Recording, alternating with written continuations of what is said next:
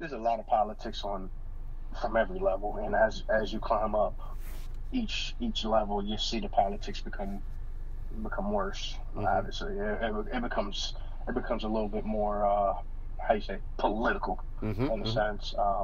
At Division three, no one's really thinking about you. Division two, and this is my condensed version. Uh-huh. No, the Division three, no one's really thinking about you. They think you're hard, you're grinding, you're working. Division two, okay, all right, now you Uh-huh. got a little bit of money behind you, Uh-huh. and now Division one, it's all about the levels of Division one: low major, mid major, high major, Uh-huh. and and obviously as a black assistant at each level, you got to prove yourself on each level, and that's where the politics of the game comes in because I wasn't born into a specific basketball family, nor was I a McDonald's, Right. and nor was I tied into a specific AAU program of Mm-hmm. some sort. I had to sacrifice in order to be where I'm at now, and obviously still working my way up in the game. So. That was Serge Clement, an assistant coach at Marist College. We spoke about the trials and tribulations of being an assistant coach. We also spoke about his time as a Division III, Division II, as well as a Division I assistant coach, and how he has learned from each experience to make him the coach that he is today. He is Serge Clement, Marist College.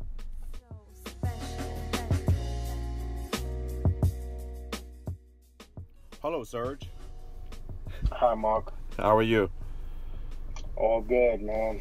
All good during this time. How are you? I'm well, thank you. I have a couple questions for you regarding our podcast featuring assistants. Maybe you can help me out and shed some light on what you guys do as assistant coaches.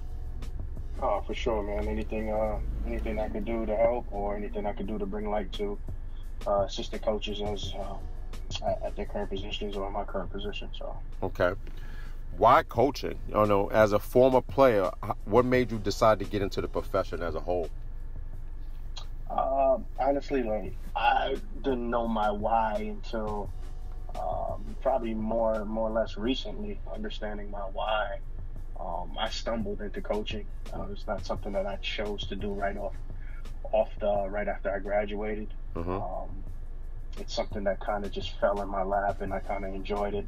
And I saw people were making this a profession, Mm-hmm. and to me, it's not really a profession. It's if you talk to anybody that's been in the game for a long time, they'll say it's a lifestyle. It's not to me and to many others. It's not considered a profession. It's more or less a lifestyle, how you live. Because profession, you can turn it off. Right. Coaching, you really can't turn it off. Well, you have to figure out a way to obviously put it in pockets. Whoever you marry or whoever you choose to be with, they have to understand that it's an everyday thing. It's not just turn it off, turn it on. So to answer your question, I just kind of stumbled into coaching, and I ended up enjoying it, and now it's pretty much my lifestyle. Now, how many years ago have you stumbled? The first stumble, what year was that? And how long you been coaching? Ooh. This is my 8th year coaching Division One. Mm-hmm. Prior to that, I was coaching Division Two, and then prior to that, before Division Two, I was coaching Division Three. So you're talking going on 11, 12 years now. 12 years, yeah. So 12 years, yeah. As someone that's done D1, D2, and D3s, and correct me if I'm wrong, obviously you're a New York-based guy, grew up in New York City. Yeah. You've seen all three levels for the most part. What has been the biggest change as far as D1, D2, and D3, or the biggest difference between them both? If you can help me out with those questions. Well, just obviously the talent level is it's a lot different. Obviously Division Three, Division Two, Division One, but coming into Division Three world, I'm pretty much green to everything, and you can't decipher what kid is a scholarship or not a scholarship kid. And as a Division Three guy, you think everybody's just a Division Three guy. Mm-hmm. And as you come up in the game, and as you've been in the profession longer, your palette starts changing, your eye for talent starts changing, and then you realize, oh, that's what makes him this type of guy. That's what makes him a Division Two guy, or that's what could potentially make him a Division One, or that's what makes him a fringe Division One, and I feel by being working on all those 3 levels is what kind of made my eye and my ability to just see the game from different standpoints, just because I've worked at that lower level. Okay, that's a very good answer. Now, as a black assistant coach, running the gamut from D1, D2, D3, has the stigma attached to the black assistant coach gotten more stereotypical as you moved up the corporate ladder, the coaching ladder, I should say? Being a black Division One assistant, I mean, yeah, a little, yeah, I could say that. There's a lot of politics from every level, and as you climb up each level, you see the politics become worse. Mm-hmm. Obviously, it becomes a little bit more how you say, political, in a sense. At Division III, no one's really thinking about you. Division II, and this is my condensed version. The Division III, no one's really thinking about you. They think you're hard, you're grinding, you're working. Division II, okay, all right, now you got a little bit of money behind you. And now Division I, it's all about the levels of Division I: low major, mid major, high major. And, and obviously as a black assistant at each level, you got to prove yourself on each level. And that's where the politics of the game comes in, because I wasn't born into a specific basketball family, nor was I a McDonald's, right, nor was I tied into a specific AAU program of some sort. I had to sacrifice in order to be where I'm at now, and obviously still working my way up in the game. So. Yeah, because you're a young family man right now, correct? Recently married. Has that been a strain on the family, and understanding the you may have to leave to go to University of Cal State Fullerton, and I'm just throwing that name out there.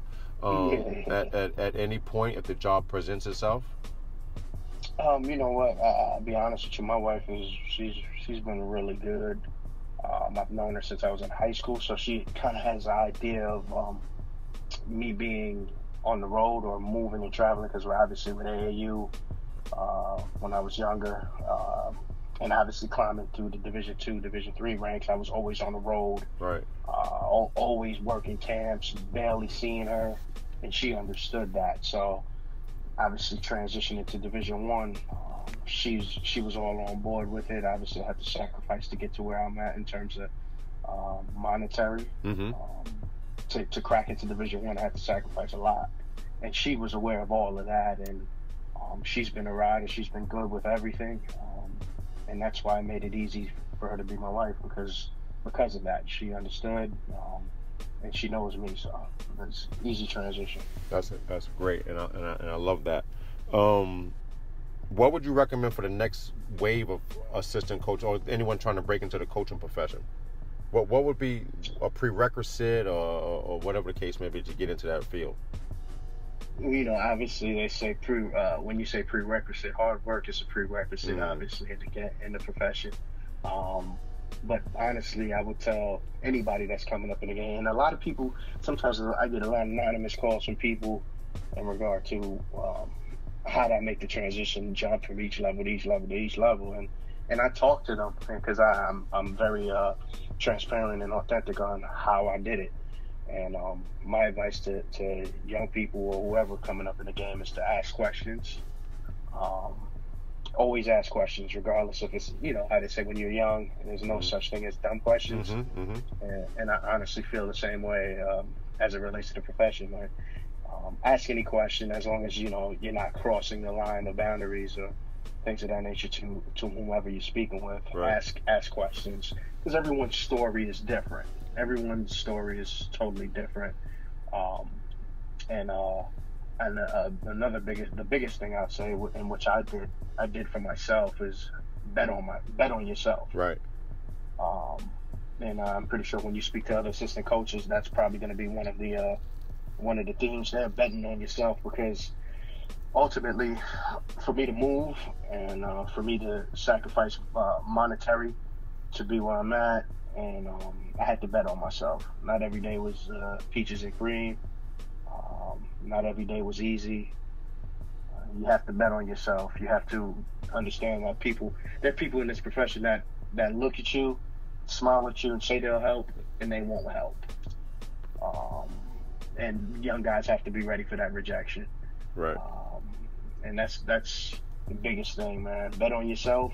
Ask questions, regardless of what people say or feel about you. You have to keep trucking. Right. And stay diligent in the whole entire process. So that would probably be my biggest advice to young people, man. Ask questions and bet on yourself. If you were, and I'm gonna wrap up. If as you enter your 11th and 12th year, if you were to change one thing about being an assistant coach, what would it be? If I were to change one thing as an assistant coach, honestly, right now, we've spoken brief about just the whole playing the background. I'm actually content with playing the background. I wouldn't change anything. Nope. In terms of being recognized as an assistant coach, I'm fine with how it all plays out, because ultimately, when you're in that next chair, which is the head coaching spot, then everything comes to light. So I'd rather be in the situation that I'm in right now in terms of as an assistant. And some people might know me, some people might not know me, but ultimately it's about perfecting the craft. And when you're in the limelight, you tend to not focus on the craft, because as a head coach, they deal with so much things as far as dealing with boosters, community service. There's so many things going on where it becomes less about basketball. Right. And as an assistant, even though we do a lot of the grunt work, but still a percentage of it is basketball. Right. You get to refine that craft. So before you get to that ultimate chair, you work on yourself as far as like learning how to deal with the boosters, learning how to deal with the outreach, learning how to deal with all the X's and O's, the scouting report, and ultimately the biggest part of your job is to deal with the players and making sure they're happy. So I'm fine with how being an assistant is. If anyone's really doing their homework, they'll know who I am, and they'll figure out who I am and how I worked each way up to where I'm at now. And then hopefully, and then through faith and through God's grace, I'll get my shot at the bigger level. But if not, I'll just try to make Marist College the Duke or the Davidson or something like that. You know what I mean? Understood. It's just figuring it out step by step. Well, I want to take time and thank you for giving us the time to sit and talk regarding an assistant coach, because our plight is try to give you guys more light, despite the fact you want to stay in the dark. Give you guys more light where you guys need to understand, the world needs to understand you guys are doing a great job, and like you said, carrying most of the work, doing up behind the scenes stuff that people do not see. So thank you for your hard work, and believe it or not, people are watching you, man. I appreciate that, Mark. Like I said to you before on many occasions, man, I like what you're doing. I like the platform that you set up, and I like that you stay involved in the community, obviously from the same area that I'm from, and keep doing your thing. Anything I could support and help, man. You got my phone number, man. Thank you, man. Appreciate it. All right, big dogs. Appreciate it, man. Later.